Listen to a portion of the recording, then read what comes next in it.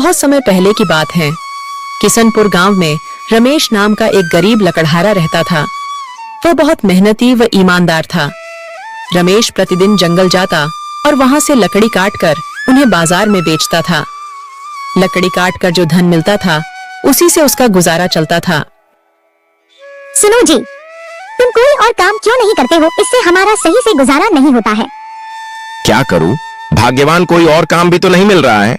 अगले दिन रमेश लकड़ी खोजते खोजते घने जंगल में पहुंच जाता है। तभी उसे रास्ते में किसी की पुकारने की आवाज सुनाई देती है। रमेश पास जाके देखता है तो उसे एक जलपरी दिखाई देती है। कृपया मेरी मदद करो, मैं बहुत दिन से बीमार हूँ।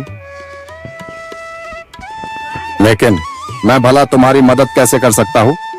तुम तो एक जलपरी हो। इसी जंगल कुछ मील दूर एक गुफा है। उस गुफा के अंदर एक जादुई गुलाब के फूल है। उसे लाकर मुझे दे दो, जिससे मैं ठीक हो जाऊंगी। रमेश जलपरी की बात मानकर उस जादुई गुलाब की तलाश में चल देता है।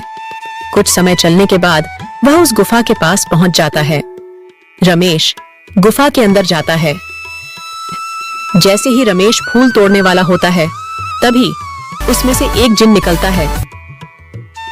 मूर्ख मानव, तुम यह जादुई फूल नहीं ले जा सकते जब तक तुम मेरे 2 प्रश्नों के उत्तर नहीं दे देते।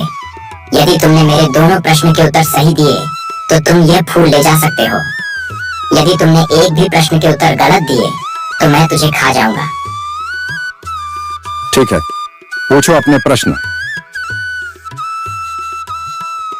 पहला प्रश्न, वह कौन है जिसके पास कभी तो दर्जन कपड़े होते हैं और कभी एक भी नहीं होता है? वॉशिंग मशीन है। कभी इसके पास ढेर कपड़े होते हैं और कभी एक भी नहीं होते। बिल्कुल सही उत्तर। दूसरा प्रश्न, वह क्या है जो है तो सोने की मगर सोने से भी सस्ती है? रमेश कुछ देर सोच में पड़ जाता है। इसका उत्तर चारपाई है। यह है तो सोने की मगर सोने से भी सस्ती है।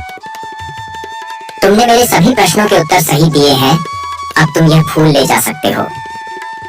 यह कहकर जिन वहां से चला जाता है। रमेश फूल लेकर सीधे जलपरी के पास जाता है। जलपरी हो जलपरी, लो अपना जादुई फूल। जलपरी रमेश को मदद के बदले में उसे सोने के उपहार देती है और वहां से चली जाती है। रमेश उन सोने के सिक्कों से अमीर हो जाता है। फिर वह अपना जीवन हंसी खुशी से गुजारने लगता है।